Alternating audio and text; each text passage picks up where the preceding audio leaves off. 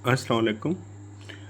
देखें कि आज जो हमारा लेक्चर जो है वो इस बात पर है कि जो लाहौर हाई कोर्ट के अंडर जो है सिविल जज या ख़ास तौर पर एडिशनल सेशन जज के एग्ज़ाम होते हैं, उसमें कई दफ़ा ऐसे पूछा जाता है, जैसे 2018 में है कि जी खुशी वर्सेस स्टेट में क्या होल्ड किया गया। इसी तरह ये नाज़र या नज़ीर केस जो है, ये भी एक अहम केस है। मैं जुडिशल अकेडमी की ट्रेनिंग प्रोग्राम देख रहा था, तो वहाँ पर नज़ीर केस या नाज़र केस जो है वो पूछा गया था।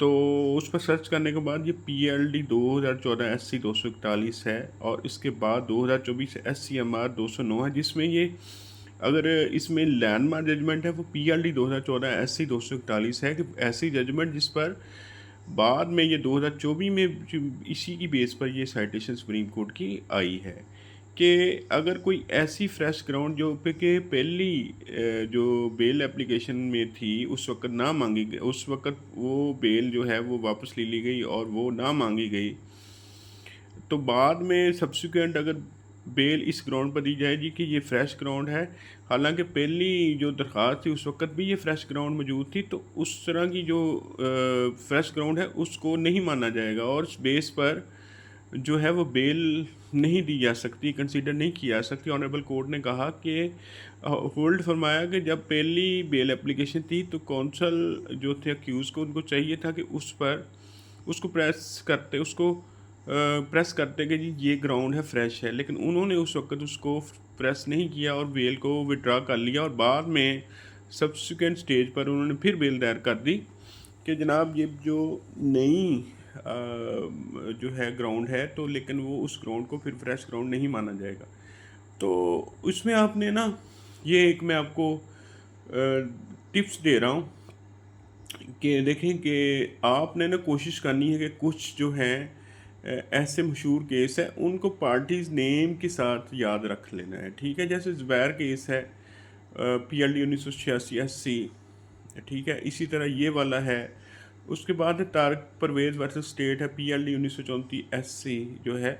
इस तरह की मुख्तलिफ जो नाम है ना जिसमें कोई होल्ड किया गया है, उसको आपने ना, ये आपको बहुत सारी जगहों से मिल जाएंगी, गूगल पर सर्च करेंगे वहाँ पर भी आपको मिल जाएंगी।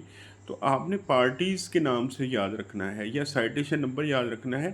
तो ऐसा सवाल जो है ना वो बसात वो पूछ लेते हैं कि जी तारक वर्सेस स्टेट में क्या होल्ड किया गया है, नज़ीर केस में क्या होल्ड किया गया है, नूरलाई केस में क्या होल्ड किया गया है, ज़ुबैर केस में क्या होल्ड किया गया है। तो यकीन करेंगे मैंने जब एग्ज़ाम दिए थे तो ये हमारे लिए वीकर पॉइंट साबित हुआ था, क्योंकि हमने पार्टीज़ नेम से नहीं याद किया था। तो आपने ना जो ये लैंडमार्क जजमेंट हैं, अगर ज़्यादा से ज़्यादा ये 100 होंगी पीछे, जिसमें कोई ना कोई ऐसा नई फ्रेश बात आई हो, ठीक है ना।